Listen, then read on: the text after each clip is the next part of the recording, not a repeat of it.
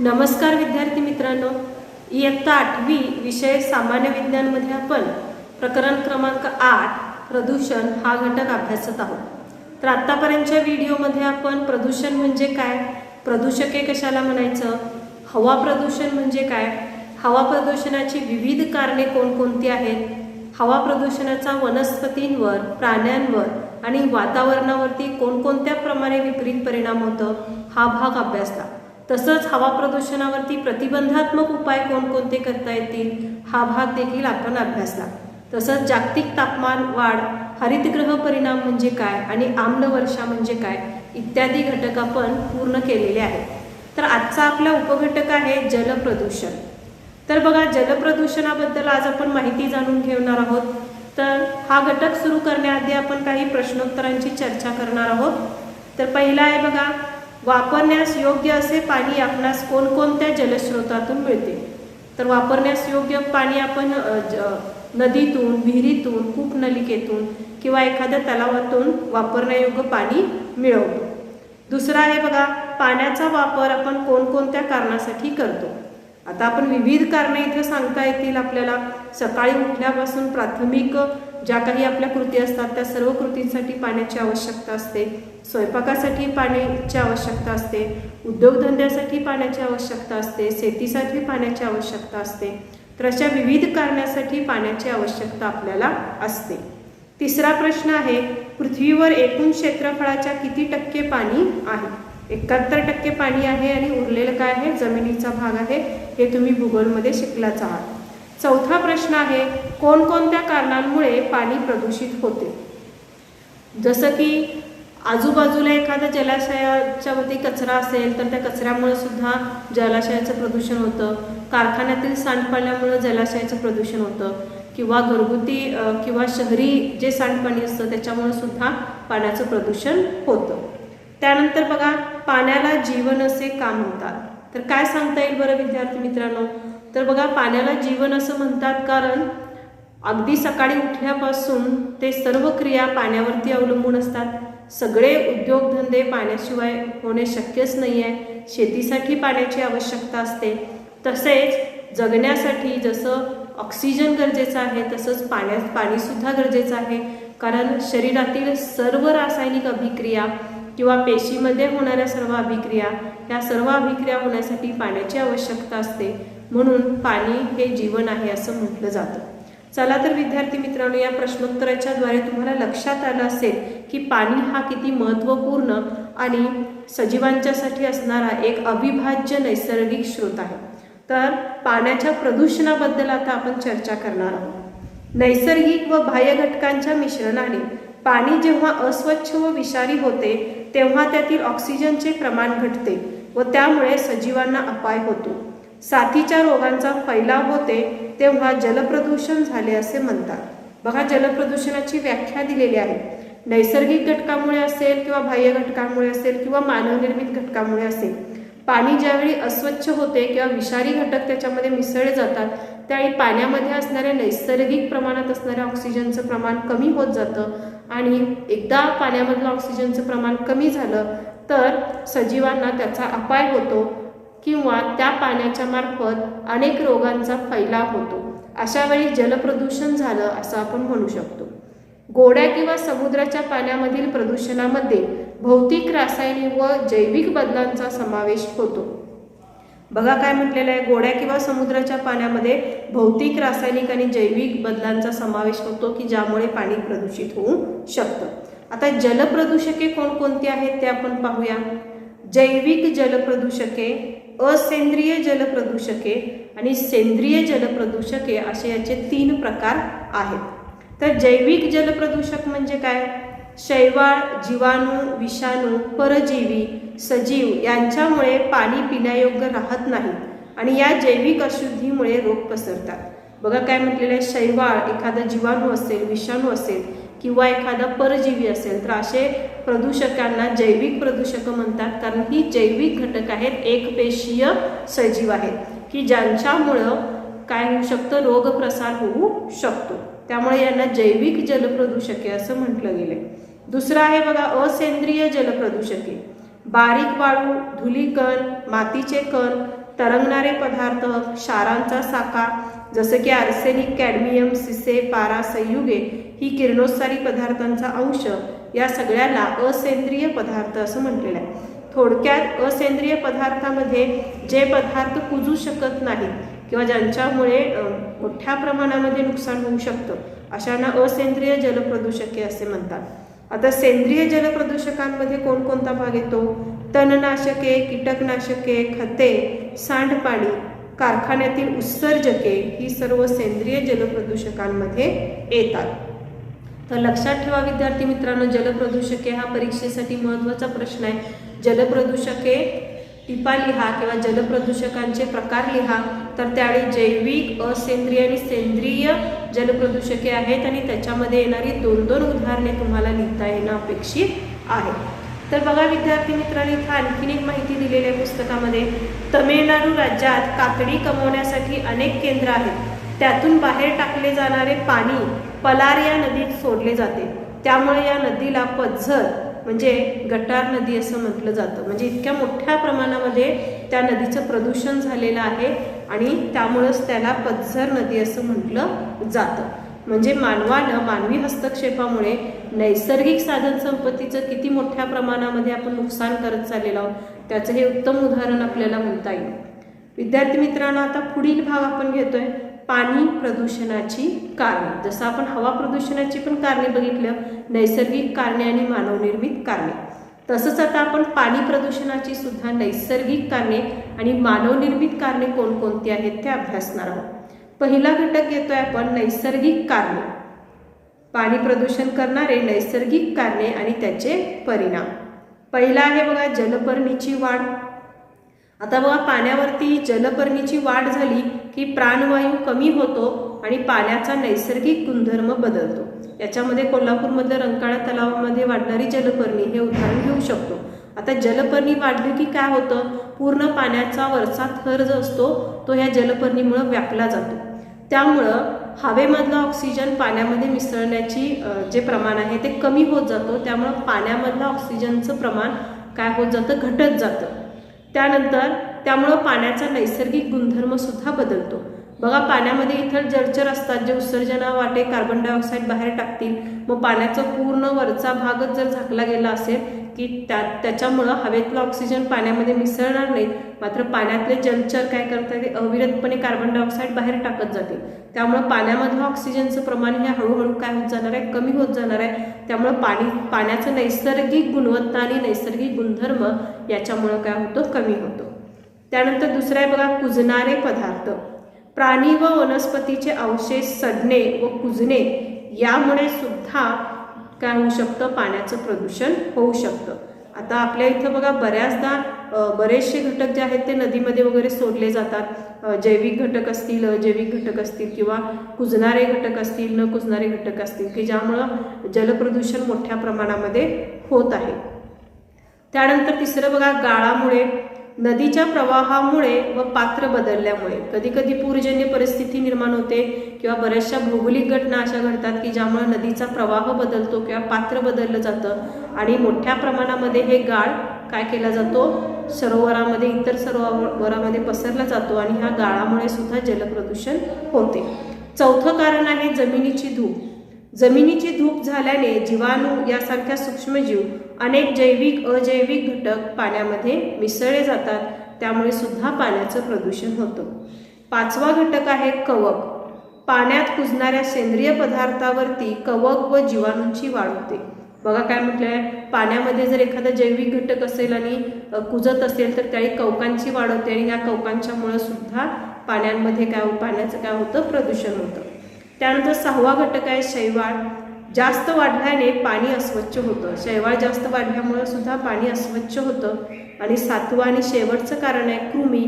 जमिनीवरील कृमी पावसाच्या पाण्यामध्ये वाहत जातात आणि ते सरोवरामध्ये मिसळतात की ज्यामुळं सुद्धा पाणी प्रदूषित होतं. तर बघा विद्यार्थी मित्रांनो, एकूण 7 कारणं आहेत नैसर्गिक कारणे.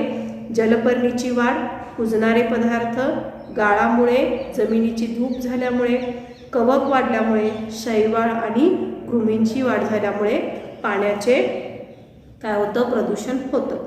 आता दुसरा घटक आहे बघा मानवनिर्मित कारणे व परिणाम. त्यातलं पहिलं कारण आहे निवासी क्षेत्रातील सांडपाणी. गावातील शहरातील सांडपाणी मैला नदीच्या वाहत्या पाण्यातून जलाशयामध्ये सोडले जातात. तर बघा, हा सर्वात मोठा प्रश्न आहे निवासी क्षेत्रातील सांडपाणी. हे सांडपाणी गटारांच्या माध्यमातून उपलब्ध असणाऱ्या जलाशयामध्ये सोडले जातात. त्यामुळं पाणी प्रदूषण होण्याचं प्रमाण वाढत चाललेलं आहे. त्यानंतर दुसरं आहे बघा औद्योगिक सांडपाणी. कापड, साखर, कागद, लोह, चर्मोद्योग, दुग्ध प्रक्रिया, उद्योगधंद्यातून होणारा रंग, विरंजक, रसायने, चामड्याचे तुकडे, तंतू, पारा, सिसे इत्यादी पाण्यामध्ये सोडले जातात. जसं की घरगुती सांडपाणी किंवा निवासी क्षेत्रातील सांडपाणी उपलब्ध जलाशयामध्ये सोडलं जातं, तसंच औद्योगिक क्षेत्रातलं सांडपाणी सुद्धा उपलब्ध जलाशयामध्ये सोडलं जातं, की ज्यामुळं मोठ्या प्रमाणामध्ये पाण्याचं प्रदूषण होत चाललेलं आहे. आणि हे जर असंच चालू राहिलं तर पिण्यायोग्य पाणी आणि वापरण्यायोग्य पाणी खूप कमी प्रमाणामध्ये पृथ्वीवरती शिल्लक राहील. त्यामुळं या सर्व गोष्टींवर विचार करणे आणि काही नियम अंमलात आणणे फार गरजेचं आहे, जे आपण प्रतिबंधात्मक उपायामध्ये पाहणार आहोत. तिसरं कारण आहे बघा खनिज तेलाची गळती. वाहतूक करताना तेल सांडणे, गळती होणे, टँकर सफाई करताना पाण्यावरती तेलाचा तवंग येतो, की यामुळे सुद्धा पाणी प्रदूषित होते. चौथं कारण आहे खते व कीटकनाशकांचा वापर. रासायनिक फॉस्फेटयुक्त व नायट्रोजनयुक्त खते, अँड्रीन, क्लोरीन, कार्बोनेटयुक्त कीटकनाशके इत्यादी पाण्याबरोबर वाहत जाऊन प्रवाहाबरोबर ते पाणी दूषित करतात आणि ज्यामुळे पाण्याचं प्रदूषण होतं. आणि इतर कारणे कोणकोणती आहेत? नदीच्या पाण्यात मलमूत्र विसर्जन, कपडे धुणे, आंबाडी घायपात पाण्यात सडवणे यामुळे पाणी प्रदूषित होते. रक्षा, अस्थि विसर्जन, निर्माल्य पाण्यात टाकणे, औष्णिक विद्युत केंद्रातून सांडपाणी हे सर्व इतर कारणे आहेत. म्हणजे अशी बरीचशी कारणं आहेत मानवनिर्मित, की ज्यामुळं पाणी आपण प्रदूषित करत चाललेलो आहोत. नैसर्गिक कारणामुळं जे काही प्रदूषण होतं ते काही कालांतरानं थांबवलं जातं, परंतु मानवनिर्मित प्रदूषणं मात्र खूप घातक परिणाम करतात आणि ज्याचं प्रदूषण हे मोठ्या प्रमाणात वाढतच चाललेलं आहे. त्यामुळं याच्यावरती प्रतिबंध करणे आणि काही कठोर नियम पाळणे आणि अंमलात आणणे फार आवश्यक आहे. तर विद्यार्थी मित्रांनो बघा, मानवनिर्मित कारणे कोणकोणती बघितली आपण? निवासी क्षेत्रातील सांडपाणी, औद्योगिक सांडपाणी, खनिज तेल गळती, खते व कीटकनाशकांचा वापर आणि इतर कारणांमध्ये आपण पाहिलं की नदीच्या पाण्यात मलमूत्र विसर्जन करणे, कपडे भांडी धुणे, आंबाडी घायपात पाण्यात सडवणे, तसे या रक्षा विसर्जन, अस्थि विसर्जन, औष्णिक विद्युत केंद्रातून येणारं पाणी किंवा इतर निर्माल्य जे आपण पाण्यात टाकतो किंवा विसर्जित करतो मूर्ती वगैरे, तर ह्या सर्व घटकांमुळे पाणी काय होतं? प्रदूषित होतं. तर आता विद्यार्थी मित्रांनो, आता आपण पुढच्या घटकाकडे जाणार आहोत, पाणी प्रदूषणाचे परिणाम. तर बघा, पाणी प्रदूषणाचे परिणाम कोणकोणते होऊ शकतात तर ते आपण पाहूया. पहिला आहे, आता याचा सुद्धा 3 गटामध्ये वर्गीकरण केलेलं आहे. मानवावर होणारा परिणाम, परिसंस्थेवर होणारा परिणाम आणि इतर परिणाम. तर सुरुवातीला आपण मानवावर होणारा परिणाम अभ्यासूया. प्रदूषित पाण्यामुळे अतिसार, कावीळ, विषमज्वर, त्वचारोग, पचनसंस्थेचे विकार होतात. यकृत, मूत्रपिंड, मेंदूविकार, हाडांमध्ये विकृती, उच्च रक्तदाब हे विकार होतात. बघा, वेगवेगळ्या प्रकारचे रोग प्रदूषित पाणी पिल्यामुळे विविध प्रकारचे जीवाणूजन्य, विषाणूजन्य रोग पसरतात. याच्यामध्ये विशेष करून अतिसार, कावीळ आणि विषमज्वराचं उदाहरण दिलेलं आहे. मेंदूवरती, यकृत आणि मूत्रपिंडावरती त्याचा परिणाम होऊ शकतो. विविध प्रकारचे त्वचारोग सुद्धा उद्भवू शकतात. आता दुसरा आहे बघा, परिसंस्थेवर होणारा परिणाम. पहिला आहे वनस्पतीची वाढ खुंटते, वनस्पतींच्या प्रजातींचा नाश होतो, पाण्यातील क्षारांचे प्रमाण वाढते, पाण्यात विरघळणाऱ्या ऑक्सिजनचे प्रमाण घटते, जलपरिसंस्थेचे संतुलन बिघडते, जलचर मरतात आणि समुद्र पक्ष्यांवरही त्याचा परिणाम होतो. आता इतर परिणाम कोणकोणते आहेत ते आपण अभ्यासूया. पाण्याचे नैसर्गिक व भौतिक गुणधर्म बदलतात, पाण्याचा रंग व चव बदलतो, पाण्यातील उपयुक्त जीवतंतू नष्ट होतात, जमिनीच्या सुपीकतेवर त्याचा परिणाम होतो आणि पिकात विषारी तत्व समाविष्ट होऊन पिकाचं उत्पन्न सुद्धा काय होतं? कमी होतं. तर विद्यार्थी मित्रांनो, हे होतं जलप्रदूषणाबद्दल आपण माहिती मिळवलेली आहे. तर विद्यार्थी मित्रांनो, अशा पद्धतीनं हा आजचा उपघटक आहे आपला जलप्रदूषण. तर आपण जलप्रदूषणाबद्दल कोणकोणती माहिती घेतली त्याचा थोडक्यात पुन्हा एकदा आढावा घेऊया. तर बघा, विविध उदाहरणाद्वारे आपण जलप्रदूषणाची तीव्रता काय आहे ते समजावून घेतलं. जलप्रदूषणाची व्याख्या अभ्यासली. तर जलप्रदूषणाची व्याख्या काय आहे? नैसर्गिक व बाह्य घटकांच्या मिश्रणाने पाणी जेव्हा अस्वच्छ व विषारी होते तेव्हा त्यातील ऑक्सिजनचे प्रमाण घटते व त्यामुळे सजीवांना अपाय होतो आणि साथीचा रोग पसरतो, त्यावेळी जलप्रदूषण झालं असं आपण म्हणतो. ठीक आहे. तर आता याच्यामध्ये बघा काय म्हटलेलं आहे. तर जलप्रदूषके कोणकोणती आहेत ते आपण अभ्यासलं. जलप्रदूषकाचं 3 गटामध्ये वर्गीकरण केलेलं आहे. जैविक जलप्रदूषण, असेंद्रिय जलप्रदूषक आणि सेंद्रिय जलप्रदूषक. जैविक प्रदूषकामध्ये सर्व सजीवांचा समावेश होतो. काही जीवाणू, विषाणू, शैवाळ आणि बुरशीसारखे घटक आहेत जे जैविक जलप्रदूषकांमध्ये येतात. असेंद्रिय जलप्रदूषकामध्ये जड धातू, माती, वाळू, दगड, क्षार यांचा समावेश होतो. तर सेंद्रिय जलप्रदूषकामध्ये कीटकनाशके, तणनाशके, खते, सांडपाणी, कारखान्यातली उत्सर्जके यांचा समावेश होतो. यानंतर आपण पाणी प्रदूषणाची कारणे अभ्यासली. याचं सुद्धा 2 गटामध्ये वर्गीकरण केलेलं आहे. नैसर्गिक कारणे व परिणाम आणि मानवनिर्मित कारणे व परिणाम. नैसर्गिक कारणामध्ये आपण पाहिलं जलपर्णीची वाढ, कुजणारे पदार्थ, गाळामुळे, जमिनीची धूप, कवक, शैवाल आणि कृमी इत्यादी नैसर्गिक कारणामुळे जलप्रदूषण होऊ शकतं. तसेच त्याचे परिणाम देखील अभ्यासले. मानवनिर्मित परिणामामध्ये काय पाहिलं आपण? निवासी क्षेत्रातील सांडपाणी, औद्योगिक सांडपाणी, खनिज तेल गळती, खते व कीटकनाशकांचा वापर आणि इतर कारणांमध्ये मलमूत्र विसर्जन असेल, कपडे भांडी धुणे असतील किंवा अस्थि विसर्जन किंवा निर्माल्य विसर्जन असेल किंवा औद्योगिक केंद्रातलं सांडपाणी सोडले असेल, तर या सर्व कारणामुळे ही सर्व काय आहेत? मानवनिर्मित कारणे आहेत.